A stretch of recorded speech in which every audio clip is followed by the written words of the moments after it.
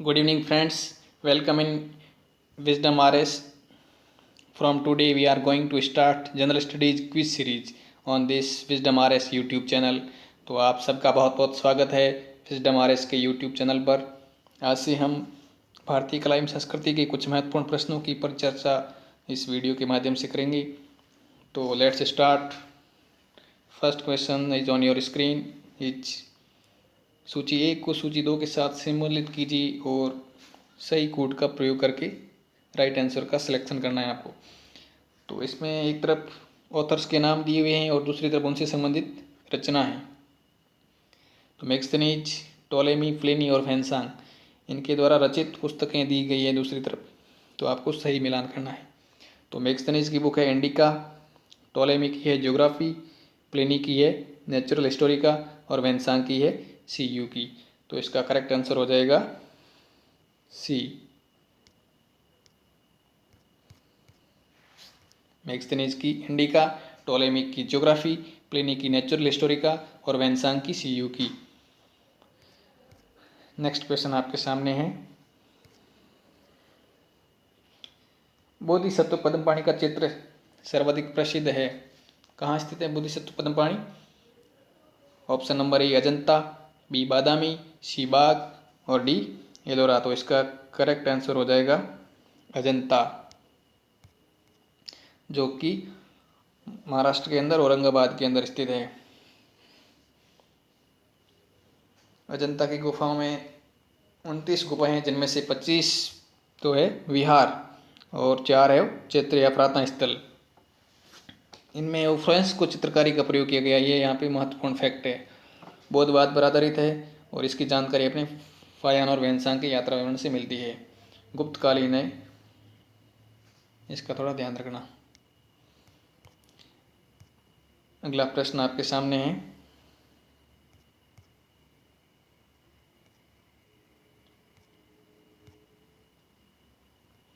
विंध्य क्षेत्र के किस शिलाश्रय से सर्वाधिक मानव कंकाल मिले हैं?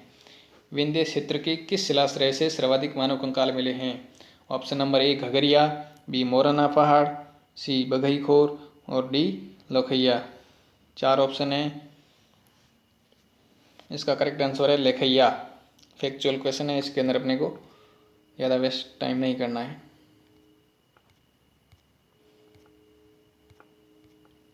अगला प्रश्न है, मिलान कीजिए। इसमें एक तरफ अभिलेख है और दूसरी तरफ उनसे संबंधित शासकों का नाम दिया गया है।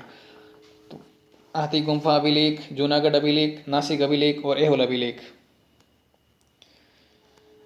तो देखो, हाथी गुम्फा अभिलेख है वो उड़ीसा के खारवेल शासकों से संबंधित है। जूनागढ़ अभिलेख है वो शक शासक रुद्रदमन से संबंधित है। नासिक अभिलेख है वो गौतमी से वल्लभश्री और ऐहोल अभिलेख है वो पुलकेशिन से संबंधित है।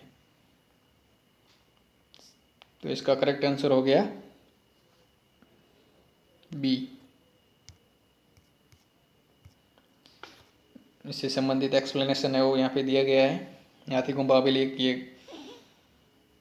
उड़ीसा की भुवनेश्वर स्थान से दूर उदयपुर पहाड़ी पर एक गुफा में शिलालेख मिला है जिसका नाम हाथी गुम्फा अभिलेख है और इससे कलिंगराज खारवेल ने निर्माण कराया था इसका।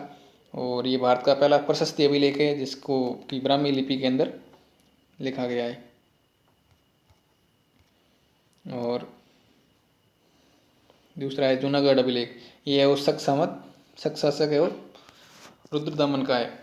इसमें वो सुदर्शन झील की मरम्मत का विवरण है और शुरू में इस झील का निर्माण है वो चंद्रगुप्त मौर्य के अधिकारी पुष्यगुप्त ने कराया था, लेकिन बाद में इसका जो मेंटेनेंस का काम है वो इन्होंने करवाया था। ठीक है। और इसके अंदर मतलब मेन चीज़ ये है कि एक बेगार प्रथा, बेगार बार मतलब बेगार अभिलेख ये साक्ष्य है वो जूनागढ़ के इस अभिलेख से मिलते हैं। ध्यान रखना इस चीज़ को। रुद्रदमन के जूनागढ़ अभिलेख से अपने को बेगारी अभिलेख के साक्ष्य मिलते हैं। बेगार मतलब जिनको कि इस सुदर्शन झील का निर्माण करने के लिए इन्होंने प्रजा से बेगार इकट्ठी की थी। ये एक फैक्ट है। और नासिक अभिलेख है वो गौतमी पुत्र सातृगणी इनका अभिलेख है और ऐहोल अभिलेख है वो चालुक्य नरेश पुलकेशिन द्वितीय के टाइम का है। तो ये फैक्ट अपने को ध्यान रखना है। तो इसका करेक्ट आंसर हो गया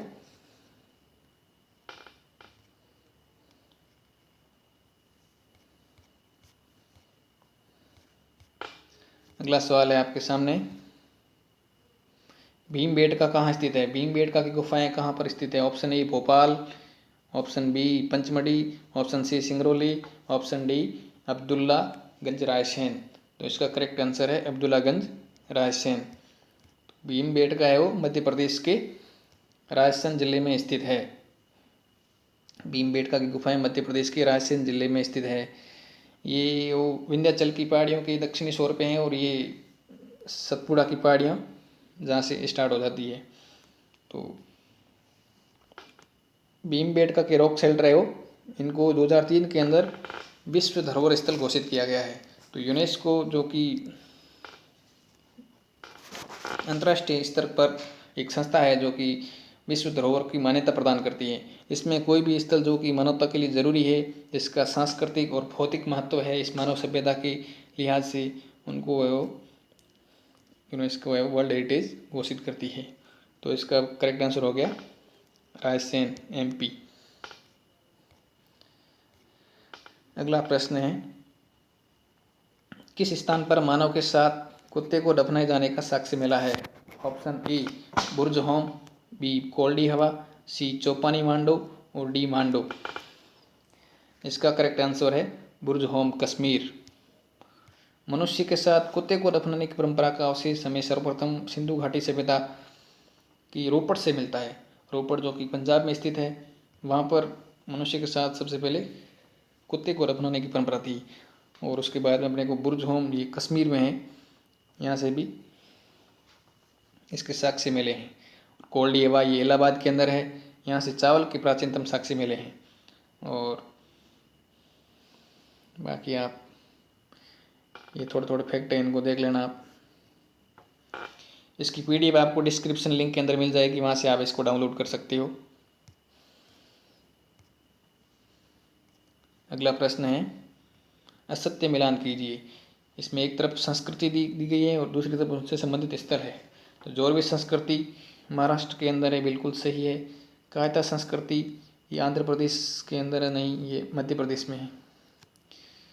बनास्याड़ संस्कृति राजस्थान में है। सोन संस्कृति कर्नाटक में, ये गलत है। तो इसका आंसर सही हो गया बी, 2 और 4 ये गलत है।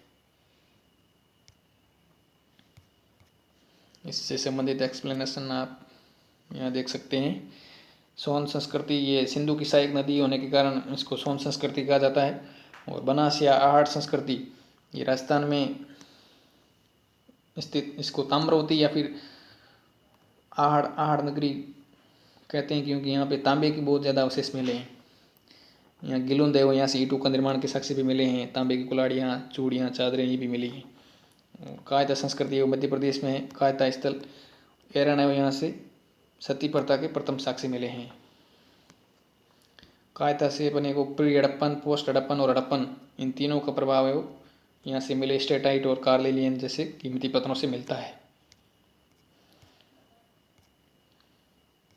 ये संस्कृति से संबंधित सवाल हो गया। और जोरवे संस्कृति है वो महाराष्ट्र के अंदर है। इसकी प्रमुख स्थल जोरवे, नेवासा, देमाबाद और इमाम गाँव है। यहाँ से भी वो हड़प्पाकालीन प्रभाव मिलता है कांसे की वस्तुओं से। यहाँ से गेंडा, हाथी, भैंसा और रथ चलाते मनुष्य की आकृति भी मिली है।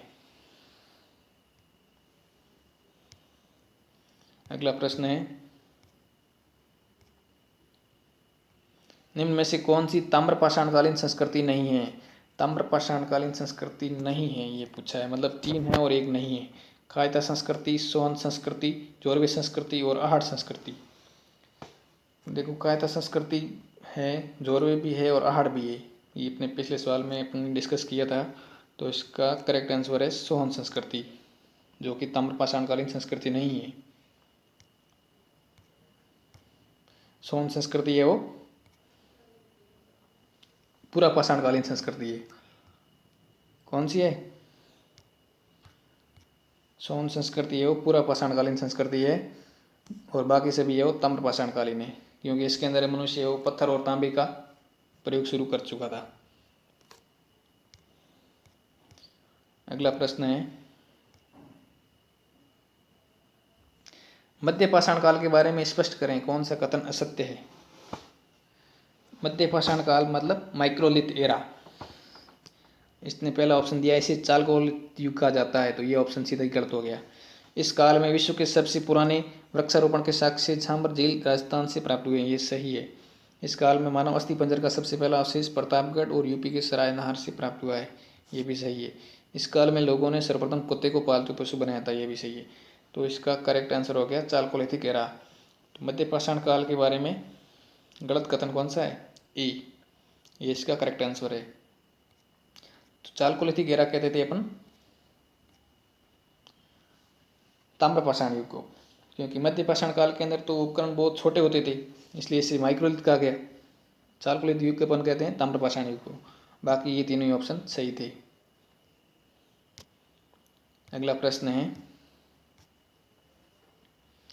प्राचीन भारतीय इतिहास के स्रोतों में चीनी यात्री के भारत आगमन का सही कालक्रम क्या है। तो अपन पढ़ते हैं कि फायान, वैनसांग और इत्सिंग, ये 3 चीनी यात्री है भारत आए थे।